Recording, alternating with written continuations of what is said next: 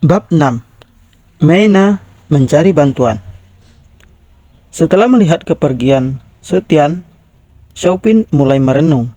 Sebelumnya, dia tidak cukup percaya diri untuk bersaing dengan Sutian karena bakatnya memang kalah jauh dari Sutian. Namun sekarang, semua telah berbeda. Sejak dia mendapatkan diagram bintang dari cincin yang diberikan oleh kakek misterius yang ditemuinya tempo hari. Setelah kembali ke keluarga Alung, Xiaopin langsung memasuki ruang rahasia, mencoba untuk mencapai tingkat yang lebih tinggi dari dunia Qi sebelumnya. Sudah bukan rahasia lagi bahwa Xiaopin dan Meina pergi keluar rumah Alung pada hari ini. Bahkan para pengiring juga tahu akan hal itu. Namun hari ini utusan dari perguruan ilusi baru saja pergi, sehingga kepergian mereka berdua bukanlah hal yang penting bagi mereka. Pada keesokan harinya, Meina tidak ada di luar pintu ruang rahasia seperti biasanya. Akan tetapi pagi hari ini dia pergi ke halaman khusus untuk para tamu dari keluarga Alung. Di ruangan tamu ini, mereka mempunyai seorang tamu yang bernama Cuhi. Dia tidak tahu seberapa kuat Xiaopin sekarang. Menurutnya, dia memang bisa mengalahkan Ai. Tetapi, masih ada perbedaan besar antara Xiaopin dan kakak tertuanya. Jadi, hari ini dia akan bertemu dengan seorang tamu keluarga Alung yang bernama Chuhin, yang berada di tahap pertama di dunia Qi, tingkat puncak. Chuhin memiliki status yang lebih tinggi di keluarga Alung, setidaknya jika dibandingkan dengan dia yang merupakan putri keluarga Alung yang dikucilkan. Jadi kata-kata Chuhin akan lebih dihargai daripada dia sendiri. Meina sangat berhati-hati agar tidak ada dari anggota keluarganya yang melihatnya menemui Chuhin. Ketika dia tiba, Chuhin sedang berlatih di halaman. Nona Alung, Chuhin adalah seorang yang ahli dunia Qi, sehingga dia bisa merasakan akan apa yang sedang terjadi dalam jarak 100 meter lebih. Dia mengetahui bahwa Meina sedang mendekati tempat kultivasi. Tuan Chu, Meina membungkuk pada Chuhin terlebih dahulu. Chuhin mengangguk dan bertanya, "Kenapa Anda datang ke sini, Nona?" Sejak dia menjadi anggota keluarga Alung, Chuhin hanya beberapa kali bertemu dengan Meina. Dia merasa aneh bahwa dia bisa dengan mudah mengenalinya.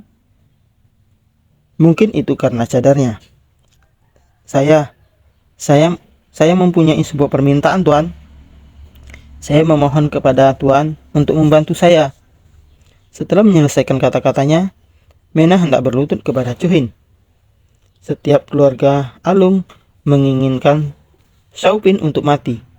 Jadi tidak ada yang akan membantunya. Dengan demikian, satu-satunya orang yang mungkin membantu Xiaopin adalah Chuhin. "Nona Alung, apa maksud Anda? Katakan yang sebenarnya. Katakan dengan tenang. Sampaikan saja permintaan Anda." Chuhin berkata dengan cemas dan mengulurkan tangannya untuk membantu Meina berdiri. Meina tidak berdiri dan berkata dengan tergesa-gesa, "Tuan Chu, Xiaopin telah menyakiti Ai dan kakak tertua saya, Xiaotian, akan segera kembali. Itu artinya Xiaopin akan dihukum dengan sangat berat. Saya sangat takut sekali. Tolong saya." Xiaopin? Hen terdiam sesaat dan dia segera mengingatnya. Apakah dia adalah si pecundang dari keluarga Saul itu? Mendengar bahwa Xiaopin disebut pecundang, Meina hanya mengangguk meskipun dia terlihat sedikit malu dan tidak terima suaminya disebut pecundang. "Saya dengar bahwa Ai terluka karena dia. Sementara dia hanya berada pada tahap kedua di dunia sihir. Apakah itu benar?" Tidak ada yang bisa saya lakukan jika Setian ingin bertarung dengannya, kata Chuhin terus terang.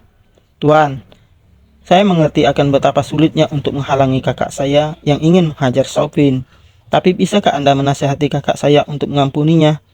Karena kakak saya akan mendengarkan perkataan Anda. Sebenarnya, ide Mena sangat sederhana. Apabila tidak mungkin bagi Chuhin untuk menghentikan Xiaotian jika dia ingin membunuh Xiaopin, jadi ketika Xiaopin sekarat, semua orang akan membantu Chuhin untuk membujuk Xiaotian agar mengampuni nyawanya. Dengan begitu, setidaknya Xiaopin bisa mendapatkan kesempatan untuk hidup. Masalahnya adalah Xiaopin tidaklah penting. Tentu saja, Chuhin mengerti apa yang dia maksud. Dia merenung sejenak dan berkata, Nona, saya perlu waktu untuk mempertimbangkannya. Malam ini saya akan pergi ke tempat Anda untuk memberi jawaban mengenai keputusan saya ini ya. Tunggu saja di tempat Anda. Terima kasih banyak Tuan, kata Mena dengan penuh semangat dan kemudian dia pergi. Jika Chuhin setuju, setidaknya Xiaopin akan mendapatkan kesempatan untuk hidup. Pada malam hari di tempat Mena menghabiskan sepanjang hari dalam keadaan linglung. Dia sedih, bingung, dia takut, memikirkan akan apa yang akan terjadi di hari berikutnya. Chuhin menepati janji dan Mena mengajaknya masuk ke dalam kamar Mena. Tuan Chu, apa keputusan Anda? Mena sudah tidak sabar untuk bertanya akan keputusannya. Setelah mendengarnya, Chuhin mengangguk dan ekspresi cabul muncul di wajahnya. Saya bisa membantu Anda, Nona. Benarkah? Terima kasih Tuan Chu. Mena mengucapkan terima kasih dengan tulus. Tapi apa yang saya dapatkan dari Anda, Nona? Chuhin mencibir. Yah, apa ya Tuan? Mendengar kata-kata Chuhin, Mena terdiam karena dia memang tidak memiliki apapun untuk membalasnya. Hahaha. Mena, kenapa kamu tidak bersamaku saja untuk malam ini? Itu bisa menjadi bayarannya. Senyuman di wajah Chuhin semakin menjijikkan di mata Mena. Chuhin tidak seperti pria terhormat tadi siang. Biasanya Chuhin tidak seperti ini. Kok tiba-tiba Chuhin berubah menjadi pria yang menjijikkan. Tuan Chu, apa yang sedang Anda bicarakan? Saya sudah menikah Tuan Chu. Mena kaget dengan kata-katanya dan langsung melangkah mundur. Dia ketakutan. Menikah? Hahaha. Dia hanya seorang pecundang dan menantu materi lokal yang akan dibunuh oleh keluarga Alung. Apakah kamu pikir dia akan selamat? Terus terang saja, kalau kamu memuaskanku, aku akan mencoba menyelamatkannya, atau dia akan mati saat Sutian pulang nanti. Setelah dia selesai berbicara, Chuhin yang sebelumnya bertingkah alim langsung melompat ke arah Mena dan mencoba untuk melakukan perbuatan yang tidak senonoh. Tolong, tolong, tolong. Mena memberontak dan berteriak minta tolong sekuat-kuatnya. Sementara itu di dalam ruang rahasia tempat Xiaopin berkultivasi. Cek. Sungguh sangat melelahkan sekali. Susah sekali. Aku tidak menyangka akan sangat sulit untuk menerobos. Setiap kali aku hampir berhasil, tenaganya akan memantul sehingga perisainya tidak pernah hancur. Sambil bergumam, Xiaopin mulai merenung. Biasanya dia melihat adiknya Sutian mencapai tingkatan-tingkatan pada dunia Qi ketika dia berada di keluarga Saul. Mencapainya memang agak sulit, tetapi tidak mungkin sesulit itu. Apakah ini karena keterampilan formula stoik naga dan gajah yang telah aku latih sangat tinggi ya? Sehingga aku dapat mengalahkan orang lain di tahap yang sama, bahkan melebihi tahapku sendiri. Tapi akan jauh lebih sulit ketika aku ingin menerobos selanjutnya. Setelah merenung, Xiaopin sedikit mengerti alasan tingkat ini ditemukan oleh keterampilan seseorang.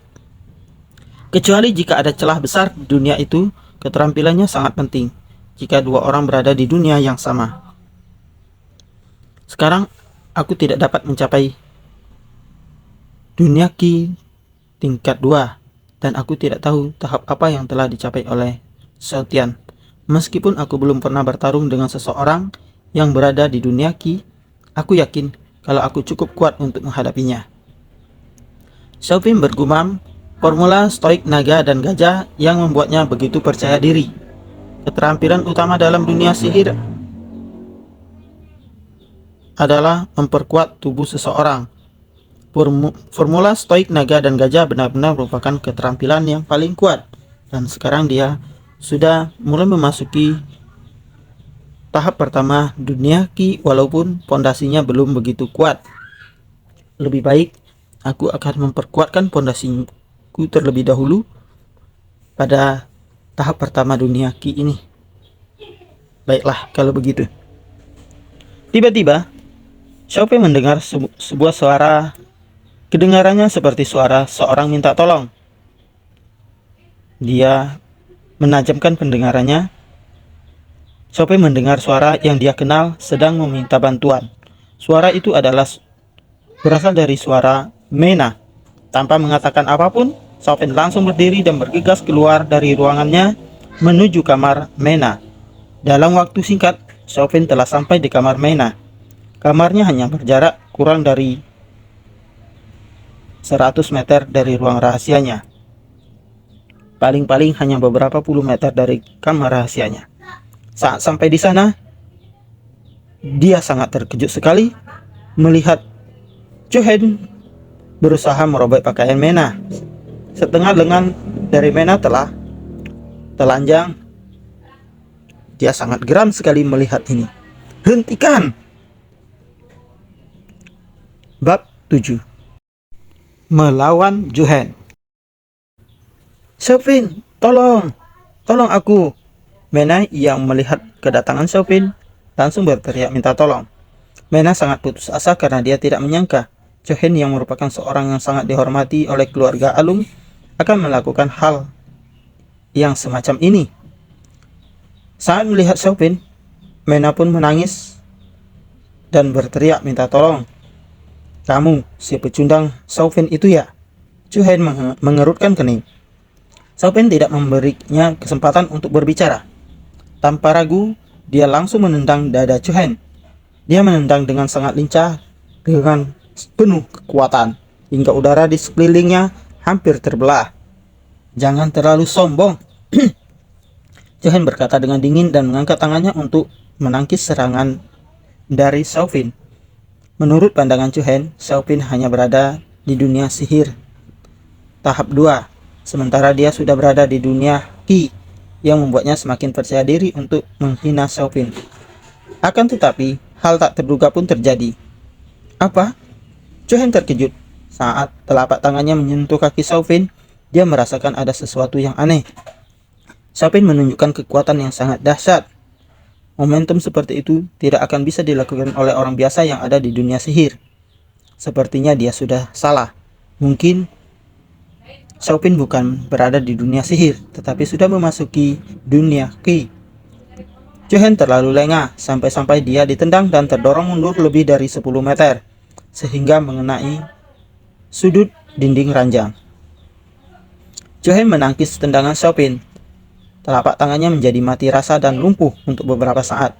Tanpa mempedulikannya, Xiaopin berjalan ke arah Mena dan berbisik, "Jangan khawatir, aku di sini. Aku akan melindungimu.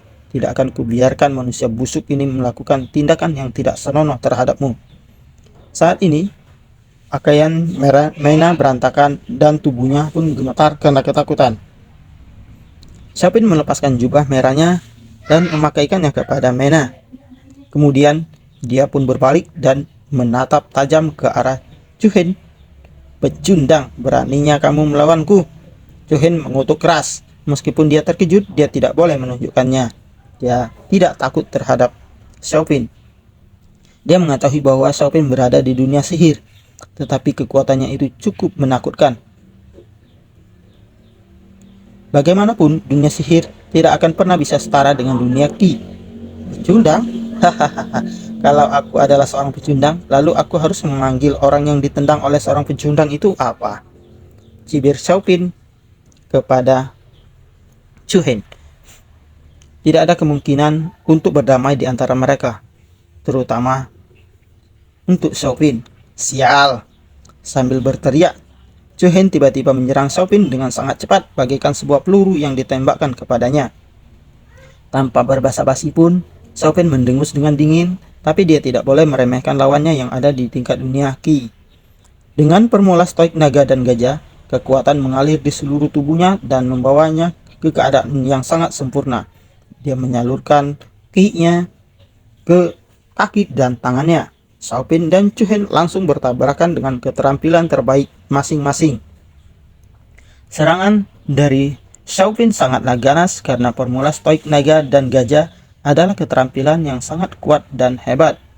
Sementara lawannya Chuhen adalah seorang kultivator dari dunia Qi, meskipun dia hanya di tahap pertama tingkat akhir. Bagaimanapun ada kesenjangan yang besar di antara dua orang ini. Mereka bertarung dengan keras terhadap satu sama lainnya. Sejak awal, Xiaopin tahu bahwa saingannya adalah seorang kultivator dunia Qi, dan ini adalah pertama kalinya dia bertarung dengan lawan yang begitu kuat dari dunia Qi. Dia tidak menyangka Chuhen sangat kuat. Akan tetapi, Chuhen lebih terkejut karena dia mengira Xiaopin hanyalah seorang kultivator biasa di dunia sihir, atau setidaknya di tahap puncak di dunia sihir. Bagaimanapun, Xiaopin hanya di dunia sihir. Dia tidak bisa mendeteksi bahwa sebenarnya Xiaopin sekarang sudah berada di dunia Qi. Dia tidak menyangka pertarungan ini akan berlangsung begitu lama dan sengit. Bagaimana bisa bakat seperti ini disebut pecundang? Chuhen ketakutan dan mulai merubah pendapatnya tentang si pecundang ini. Aku harus membunuhnya. Pertarungan di antara Chuhen dan Xiaopin semakin seru, semakin lama. Mereka bertarung sudah lama, tidak terasa sudah 3 jam, belum menunjukkan adanya kekalahan di antara salah satu pihak. Berkali-kali keduanya terluka oleh satu sama lainnya, tetapi tidak ada yang terluka parah. Chuhen melangkah mundur untuk menghindari pukulan Xiaopin. Dia mengeluarkan sebuah belati hitam dari sakunya dan ekspresi bengis pun muncul di wajahnya. Hati-hati, Xiaopin! Itu belati Kirin. Melihat Chuhen yang mengeluarkan belati, Mena yang berada di sisi Xiaopin pun ketakutan dan segera memperingatkan suaminya, Xiaopin. Apa? Xiaopin terkejut saat Chuhen mengeluarkan belati itu. Dia dapat merasakan ancaman yang dilepaskan oleh Chuhen. Hahaha, sudah terlambat. Kamu sudah membuatku marah.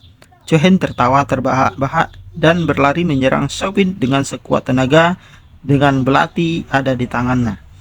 Belati Kirin adalah salah satu dari 3 senjata istimewa keluarga Alung di kota Tel Randai yang telah hilang beberapa tahun yang lalu. Ternyata belati ini sekarang ada di tangan Chuhen. Ekspresi Chuhen berubah mengerikan. Dia enggan menggunakan belati Kirin karena dia akan mendapatkan hukuman dari keluarga Alung jika dia ketahuan menggunakan senjata ini. Karena senjata ini sudah hilang beberapa waktu yang lama. Ketika dia mengeluarkan belatinya, Xiaopin telah ditakdirkan untuk mati dan begitu pula Mena yang ada di sampingnya. Kalau tidak, jika masih menyisakan saksi mata, maka dia akan ketahuan bahwa dia memiliki belati Kirin ini. Tanpa senjata, mereka berdua adalah setara. Namun, semua telah berubah ketika Chuhen memegang belati Kirin yang sangat kuat itu. Sambil mengayunkan belatinya, Chuhen selalu menyerang tepat di seluruh titik vital Xiaopin. Dalam seketika, Xiaopin menjadi kewalahan karena belati Kirin sangat tajam dan sangat menakutkan. Beberapa saat kemudian, ada puluhan luka di tubuh Xiaopin. Meskipun semua lukanya tidak begitu berbahaya, dia terlihat seperti orang yang berlumuran darah. Kondisinya sangat menyedihkan. Hahaha, kamu memang pecundang. Ayo kita lihat berapa lama kamu bisa bertahan. Chuhen tertawa, tetapi dia masih berhati-hati karena dia harus memastikan bahwa dia bisa membunuh Xiaopin. Di samping itu, Mena sangat ketakutan dan putus asa. Dia tidak bisa melakukan apapun selain melihat mereka berdua bertarung. Xiaopin menyadari bahwa darahnya terus mengalir keluar setiap kali dia diserang dan terluka. Berarti dia akan mati seiring waktu. Jika keadaan ini dibiarkan berlangsung lama, maka kekuatannya akan semakin menurun.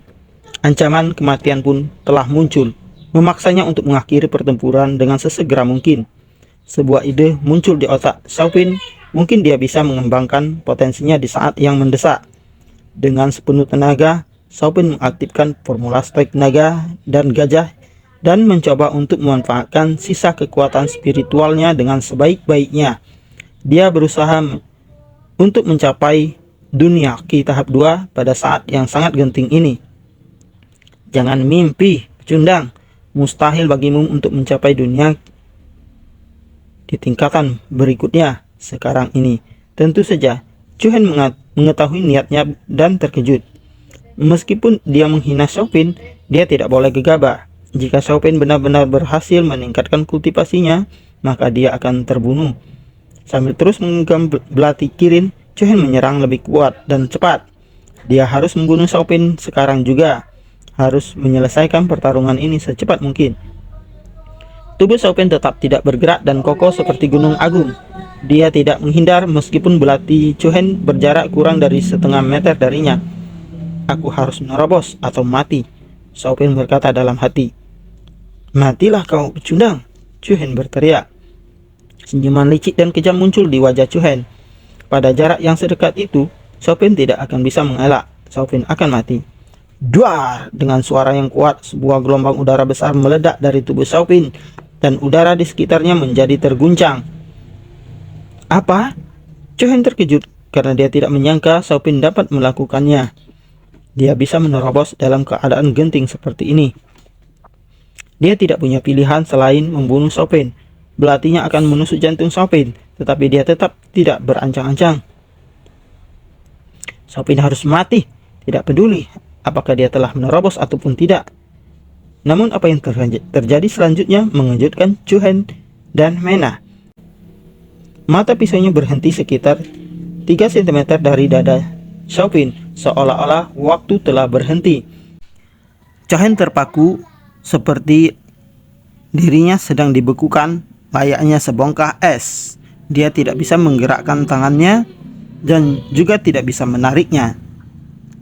Apa yang baru saja kamu katakan? Siapa yang akan mati?